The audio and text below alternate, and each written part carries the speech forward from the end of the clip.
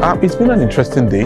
We've been talking finance documents in project finance, and we've had a very diverse audience. We've had students from both Nigeria as well as from other countries. We've had students from Cote d'Ivoire, students from Guinea. So it's been an interesting class, and they have come from different backgrounds and they brought questions from their different experiences. So it's been very interesting and very inspiring discussion that we've had.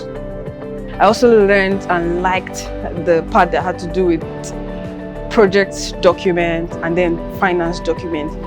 Just being able to distinguish between both documents was really helpful. Yes, I've always worked on project finance transactions, but getting this knowledge from the respective facilitators is really helpful, and I think I really liked it and enjoyed all of that.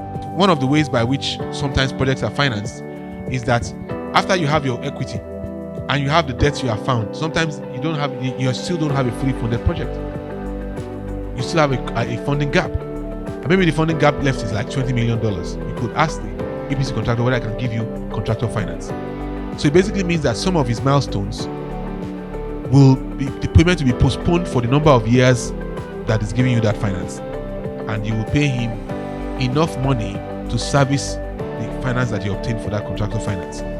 So there are so many ways to do that. During the operations process, where you need to ensure that you have all the appropriate insurance covers in place for business interruption, etc. So in one of the projects we worked on, there was actually fire at the facility, which meant that the facility could not operate for a number of months while it was being refurbished. Luckily, we had interruption insurance in place that compensated us for the revenue that we would have gotten if the facility was up and running.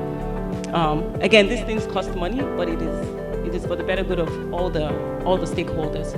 As a risk manager, I've been able to gain more insight into how I approach assessment of new opportunities. Actually, not all opportunities are opportunities. Some of them are traps. So today, I could see some boo-boo traps, in some projects that there's no crime in walking away at a point. Okay, so for this program, first and foremost, I think the program is very great. I learned a lot from the project. One thing is clear, you become very much abreast with what's going on in the industry in terms of project finance. We need infrastructure in Nigeria, in Africa. And if you are someone that's interested in expanding the frontiers for infrastructure, closing the gap, I'll highly recommend this program. One is the quality of faculty that come for the program. Two is the knowledge, the breadth of knowledge, that they impact to the attendees of this program. So it's very refreshing to learn some of the concepts and even learn new concepts in project finance. Yeah. This course is quite immersive, it's quite intense, it's quite detailed. So I think that, I'll certainly be recommending them so that they can at least get their projects in a shape that can receive external finance.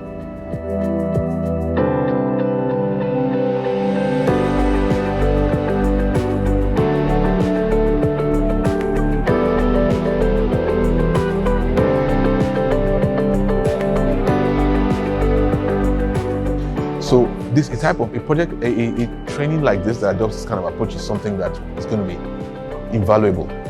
So this, for me, I think this should be highly recommendable, and I would highly recommend this to anyone who's interested in learning about project finance, whether on the project side, the documentation side, the finance side, or whether even on the pure core finance side, financial modeling and things like that.